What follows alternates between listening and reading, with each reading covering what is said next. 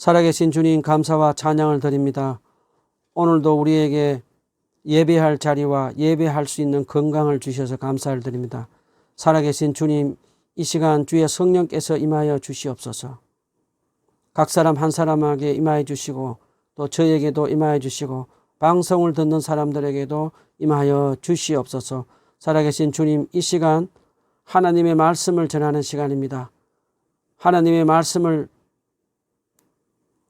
전하는 저에게 성령의 능력으로 기름 부어 주시고 듣는 모든 사람들에게도 성령의 분별력을 허락하여 주시옵소서.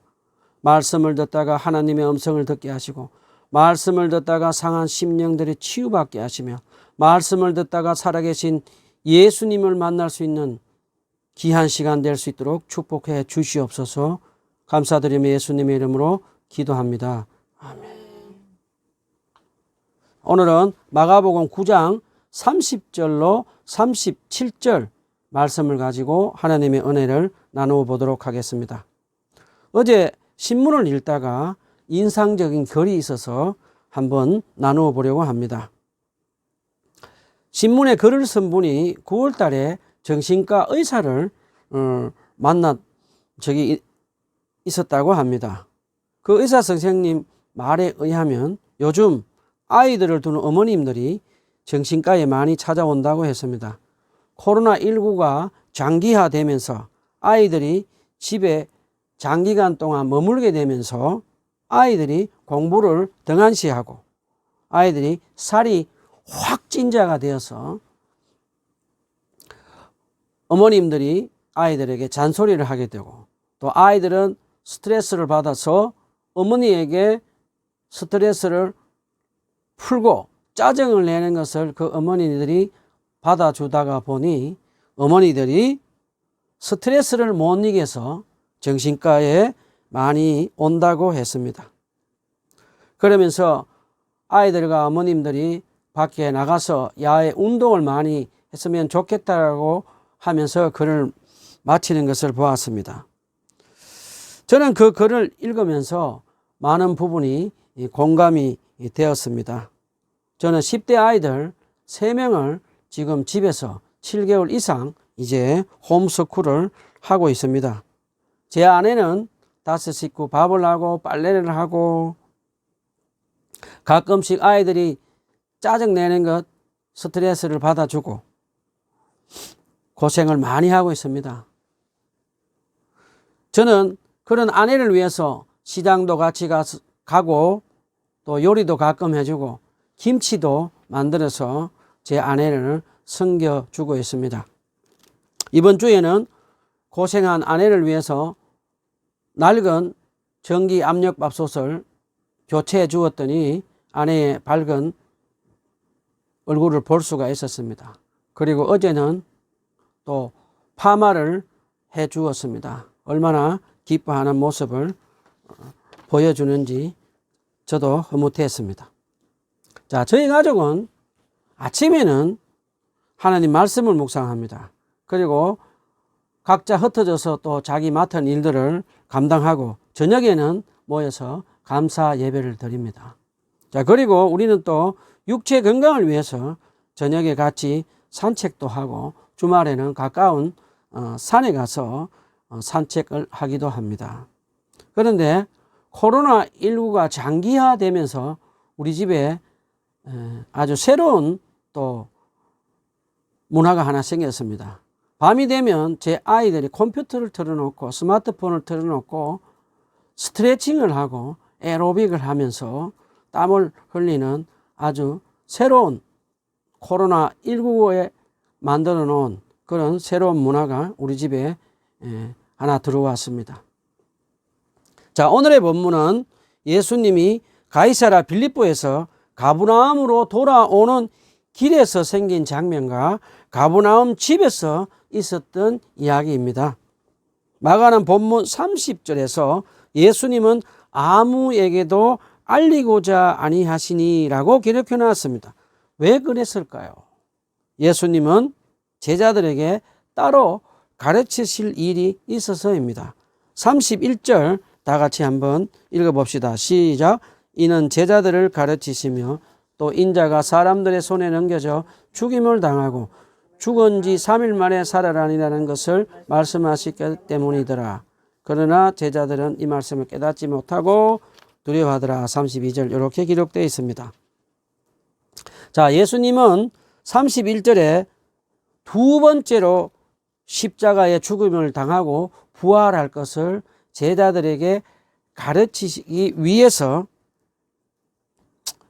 아무에게도 알리고자 아니하시고 제자들에게만 예수님이 십자가에 못 박혀 죽으시고 부활하실 것을 가르치시기 위해서 아무에게도 알리고자 아니하셨던 것입니다.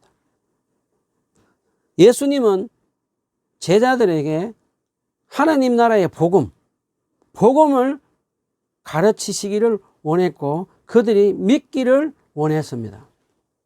그런데 제자들은 변하지 않았습니다.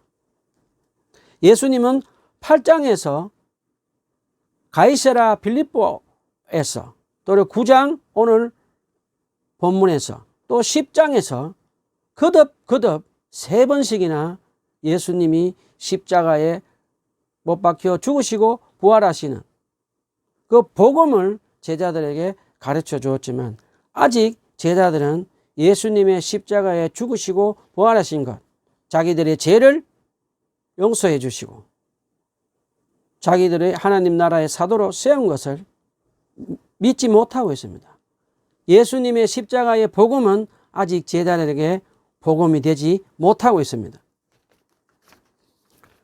저는 예수님의 12제자들을 묵상하면서 가끔 이런 생각을 해보기도 했습니다. 몸은 예수님과 같이 있지만 그들의 마음은 콩밭에 가 있는 것 같습니다. 자, 우리 여기서 질문을 한번 해봅시다. 왜 예수님은 무리들과 함께 다니시지 않으시고 혼자 조용히 안식하시기를 원했을까요? 마가는 더 이상 예수님이 무리들과 함께 있지 않는 모습을 보여줍니다. 갈릴리 지방에서 이제 사역을 마치시고 6개월 후에 있을 예루살렘에서 있을 그 십자가의 죽음, 그 십자가의 길을 준비하시고 십자가의 길을 걸어가고 계시는 주님의 모습을 그려주기 위해서입니다. 그리고 마가는 여기서 예수님의 마음을 더 힘들게 했던 사건을 하나 더 추가합니다. 33절 우리 다 같이 한번 읽어봅시다. 33절 시작. 가버나움에 이르러 집에 계실새 제자들에게 물으시되 너희가 길에서 서로 토론한 것이 무엇이냐 하시되 라고 기록되어 있습니다. 예수님이 십자가 위에서 죽으시고 부활하실 것을 말씀을 하시는데도 제자들은 깨닫지도 못하고 길에서 누가 크냐라고 다투었다라고 예수님은 말씀합니다. 이런 제자들의 모습을 보면서 예수님은 조용히 쉬고 싶은 마음이 있었던 것 같습니다. 예수님은 가버나움 베이스 캠프로 지내던 그 가버나움 집에 오셔서 이제 제자들에게 너희는 길에서 무엇 때문에 다투었냐라고 질문을 하십니다. 34절에 보면 예수님의 질문을 받은 제자들은 잠잠했다고 기록되어 있습니다. 제자들은 왜 잠잠했을까? 아마도 제자들은 길에서 누가 크냐라고 다투은 것이 예수님 앞에 좀 부끄러웠던 것 같습니다. 35절 다 같이 한번 또 읽어보겠습니다. 시작. 예수께서 앉아서 12제자를 불러서 이르시되 누구든지 첫째가 되고자 하면 무사람의 끝이 되며 무사람을 섬기는 자가 되어야 하리라 하시고, 예수님은 제자들에게 하나님 나라에서 첫째가 되는 것을 가르쳐 주십니다. 그것은 바로 섬기는 자가 되어야 된다라고 그렇게 가르쳐 주셨습니다. 자, 제자들이 길에서 누가 크냐라고 다투었던 장면을 한번 상상해 봅시다. 어떻게 다투었을까요? 아마도 베드로는 내가 수제자니까 내가 가장 높은 자리, 넘버원이 되어야 된다라고 했을 것입니다.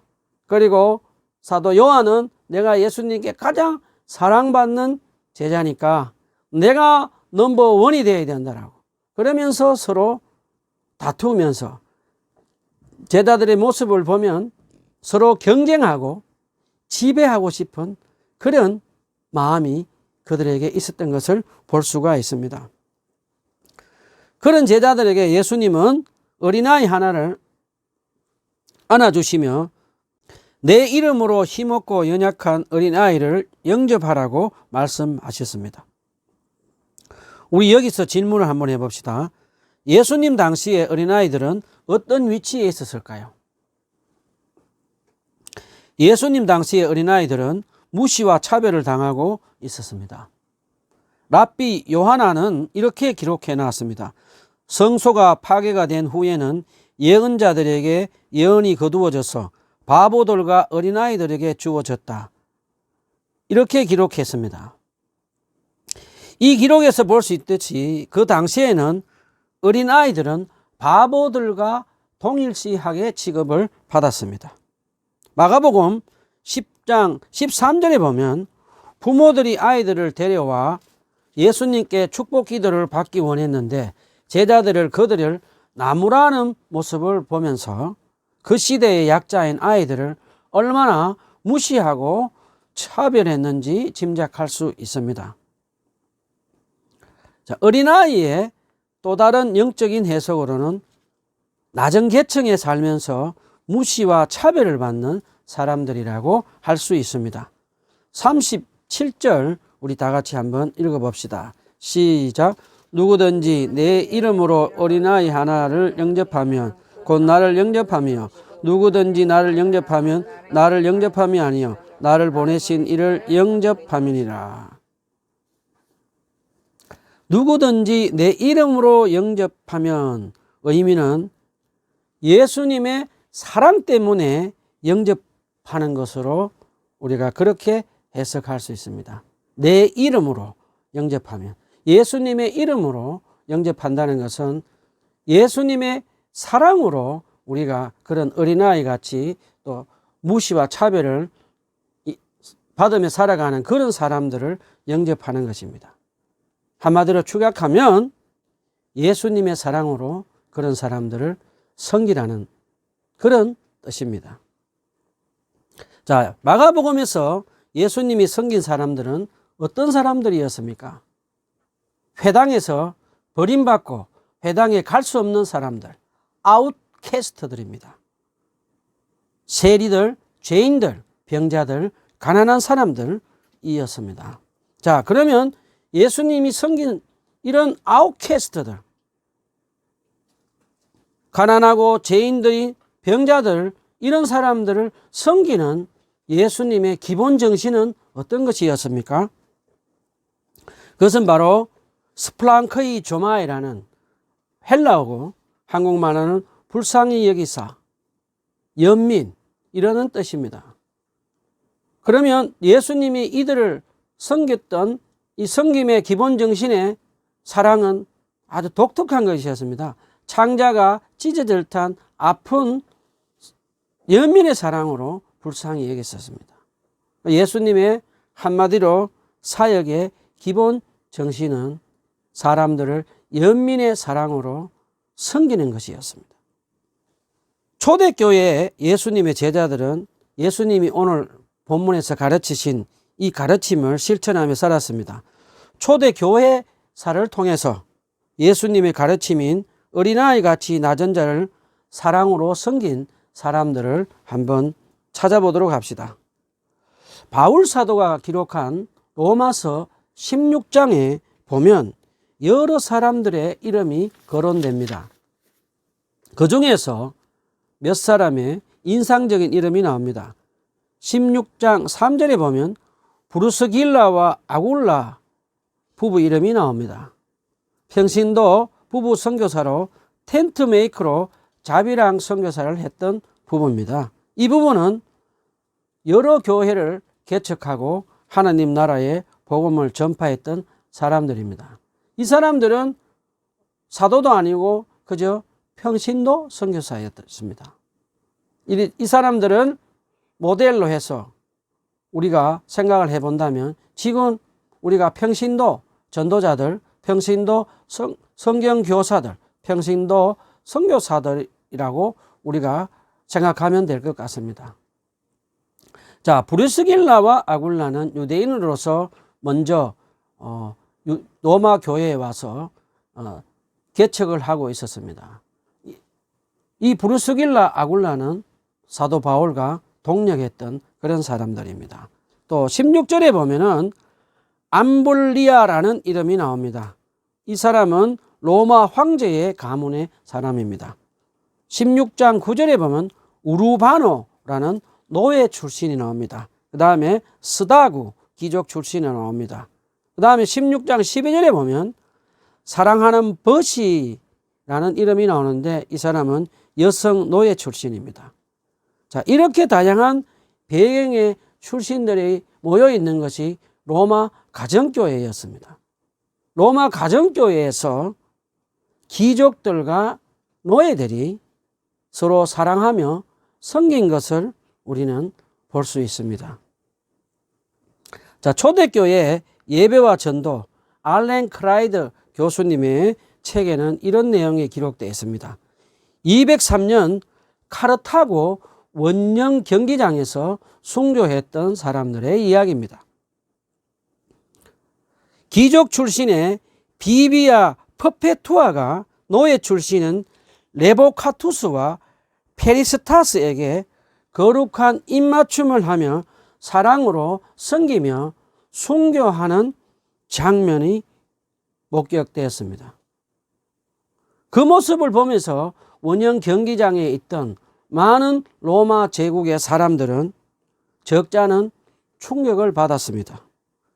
그 당시에 로마 제국 귀족들은 노예들을 사람 취급을 하지 않고 짐승같이 팔고 사고 차별하고 무시했던 사람들이 귀족 출신의 비비아 퍼페투아가 노예 출신 두 사람들에게 평등하게 입맞춤을 하면서 사랑으로 섬기면서 순교하는 모습을 보면서 그 사람들은 큰 충격을 받았던 것을 우리는 알 수 있습니다. 자, 한국 초대교회에 일어났던 한국 교회사를 통해서 우리가 또 한번 알아보도록 하겠습니다. 한국 교회사를 통해서 낮은 자를 사랑으로 섬긴 그런 이야기를 한번 알아보도록 하겠습니다. 종로구 인사동에 있는 조선시대에 지어진 교회 건물로 유명한 성동교회 이야기입니다. 18세기, 19세기 때 북장로회 소속 미국 선교사님이 한국으로 오셔서 백정들을 전도한 그런 이야기입니다. 이분은 나중에 모삼률이라는 한국 이름으로 개명을 했습니다. 이분은 조선시대에 가장 낮은 계급인 백정마을에 가서 그 사람들을 하나님 나라의 복음을 전했다고 합니다. 자, 백정하면 여러분 무엇이 떠오릅니까? 고기 자르는 사람들. 예, 소와 돼지, 짐승들을 죽여서 그들 고기를 파는 사람들인데 이 사람들은 조선시대 때 가장 낮은 계급이었습니다. 이 사람들은 보통 사람들과 함께 살 수가 없어서 외진 곳에 모여서 살았던 낮은 계급의 사람이고 이 사람들은 얼마나 낮았으면 양반 어린 아이에게 늙은 백정이 높임말을 써야 되는 그런 세상에서 살고 있었습니다. 그리고 이 백정은 한 번 백정이 되면 영원히 백정 신분을 벗어날 수가 없고 계속해서 그 백정으로 살아가야 되는 정말 조선시대 때 낮고 낮은 계급 중에 최고의 낮은 비참한 그런 신분이었습니다. 모삼률이라는 이 미국 선교사분이 그 마을에 도착하자 그 박시성을 가진 아버지가 그 어린 아이를 선교사님에게 보내서 하나님 나라의 복음을 배우게 했습니다. 그런데 박시성을 가진 그 아버지가 어느 날 열병에 걸려서 사경을 헤매게 되었다고 합니다. 그때 모삼률이라는 이 목사님이 임금 주치의를 통해서 이 백정 아버지의 열병을 고쳐주었다고 합니다. 그러자 백정 아버지는 감동을 받아서 이제 예수님을 믿게 되었다고 합니다.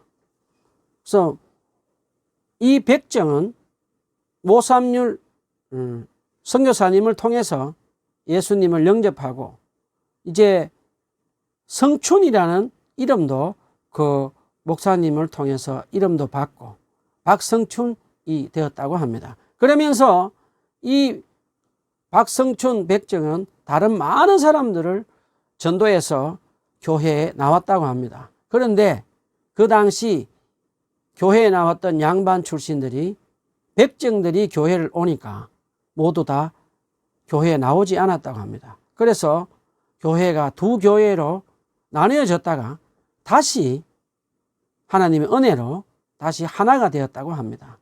그때 박성춘이라는 분은 그 교회 장로가 되었다고 합니다. 그러면 이 성동교회는 나중에 우리나라에 3.1 운동, 만세 운동이 일어났을 때 그때 큰 역할을 감당하는 교회가 되었다고 합니다. 제가 만든 강원도 예수원 공동체를 설립한 대천덕 신부님의 이야기를 한번 해보려고 합니다. 대천덕 신부님 할아버지는 미국의 D.L. 무디와 함께 동력했던 R.A. 토레이라는 분입니다. 이분은 D.L. 무디와 함께 전도 사역도 많이 감당했지만 또 신학 공부를 많이 하셔서 신학 서적을 많이 출판한 분으로 또 기억이 됩니다. 제가 영국에 가서 공부할 때, 미국에서 공부할 때 이분이 쓴 책을 라이브러리 도서관에서 본 적이 있습니다. 그분이 쓴 유명한 책 중에 한 권이 바로 너희가 믿을 때에 성령을 받았느냐라는 그런 책입니다. 그 책을 저는 영국에서 미국에서 볼 수가 있었습니다. 그리고 대신부님의 아버지는 중국 선교사였습니다. 중국 선교사로 사시다가 또 나중에는 한국 전쟁 일어나고 난 후에 우리나라에 다리가 없는 사람들, 팔이 잘린 사람들, 그 사람들에게 의족과 의술을 제공하며 섬기는 그런 사역을 하셨던 분입니다. 대신부님은 중국에서 태어나셨습니다. 중국에서 태어나셔서 계시다가 이제 대학교는 미국으로 가서 이제 공부를 하셨습니다. 미국에서 데이비슨 대학교, 무디 성경학교, 프린스턴 대학교, 하버드 이런 데서 공부를 하시다가 또 선원 생활도 하시고 그 다음에 노동자를 위한 그런 목회도 하시다가 1957년에 미국에서 한국으로 건너오셨습니다. 성공의 미가일 신학교를 재건립하는 일을 담당하셨습니다. 7년 동안 성공의 신학교에서 가르치시다가 1965년에 강원도 태백시 하삼이라는 곳에서 산골짜기 중에 산골짜기 그 깊은 곳에서 믿음의 공동체를 이제 시작하셨습니다. 자, 대신부님은 예수원 공동체에 시작할 때 많은 낮은 사람들, 가난하고 소외되고 못 배운 사람들이 몰려왔다고 합니다. 탄광 강부들, 공장에서 일하던 노동자들, 그 다음에 깡패들, 그 다음에 상처 많이 입은 그런 여성분들이 공동체에 많이 와서 함께 살았다고 합니다. 대신부님은 차별되고 무시당하는 그 많은 사람들을 하나님 나라의 복음을 가르치시고 또 그 사람들에게 기도도 가르쳐 주셨습니다. 중보 기도도 가르쳐 주시고 그런 모범된 삶을 사셨습니다. 제가 갔을 때 대신부님은 연세가 아주 높았습니다. 그런데 보면 아침에 새벽 예배에 한 번도 빠지지 않고 참석하는 모습을 보았습니다. 서울에 갔다 와서 피곤하실 때도 피곤한 몸을 이끌고 지팡이를 짚고 새벽 조도에 말씀을 묵상하러 나오는 모습을 보면서 많은 도전을 받았습니다. 그리고 낮에 12시에 드려지는 그 중보기도 시간에도 꼬박꼬박 참석하시면서 기도의 본을 보내주셨습니다. 그 다음에 대신부님은 외국에 갈 때도 또 서울 같은 데 가서 이렇게 강의를 하러 가실 때도 항상 중보기도 노트를 지참하고 다니시면서 비행기 안에서 기차 안에서 중보기도를 하시는 모습을 볼 수가 있었습니다. 대신부님은 나라와 민족, 고난당하는 사람, 아픈 사람, 병자들, 선교사들, 전 세계에 일어나고 있는 그런 고난당하는 사람들을 위해서 중보기도로 섬기는 그런 모습을 우리에게 보여주셨습니다. 그리고 저녁 예배 강의에 보면은 하나님 나라의 복음과 정의에 대해서 가난하고 소외된 사람들 그런 것에 대해서도 사랑으로 섬겨야 한다는 것을 가르쳐 주셨습니다. 그리고 잊을 수 없는 장면 중에 제가 잊을 수 없는 것 중에 장면이 몇 가지가 있는데요. 그 중에서 대신부님은 점심시간과 저녁시간 때 식사를 같이 할 수가 있었습니다. 언제든지 대신부님과 식사가 하고 싶은 사람은 같은 밥상에 앉아서 한국 음식을 같이 먹으면서 한국말로 그렇게 섬겨주는 모습 굉장히 인상적이었습니다. 그리고 대신부님은 그곳에서 많은 상처를 받은 사람들을 상담도 해주시고 그들에게 기도도 해주는 그런 모습도 저는 보았습니다. 그리고 대신부님하고 있었을 때 또 잊을 수 없는 섬기는 모습은 대신부님 키가 1m 90이 넘었는데 그 큰 분이 세수 때에 세족식 할 때 예수님이 제자를 발을 섬기듯이 대신부님이 저희들 발을 이렇게 씻겨주시는 세족식으로 섬겨주시는 모습이 참 인상적이었습니다.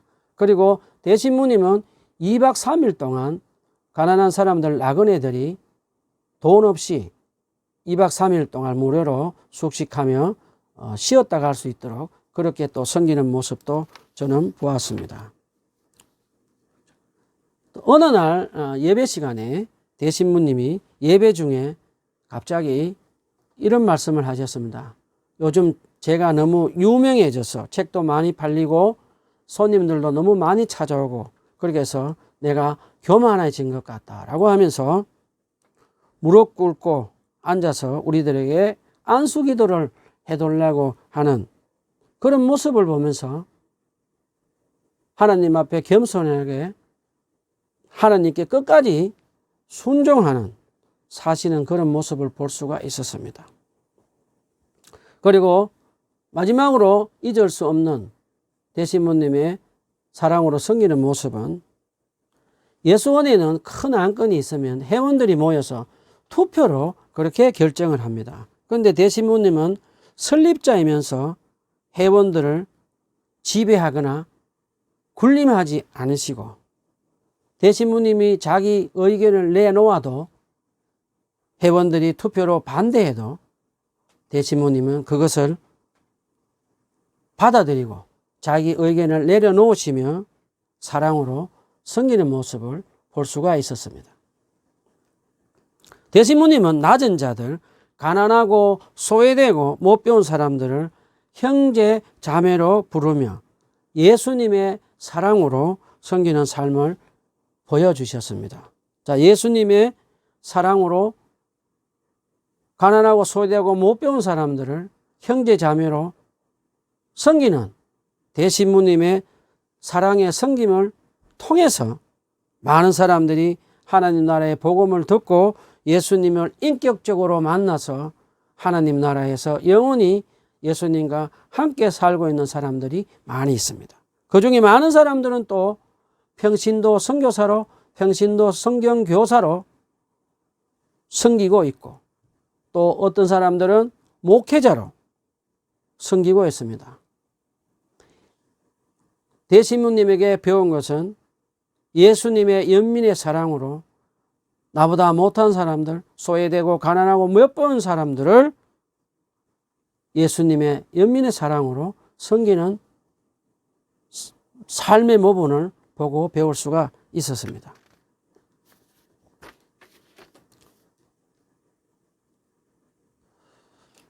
자, 우리는 이제 그러면은 어떻게 살아야 할까요? 자, 우리는 이제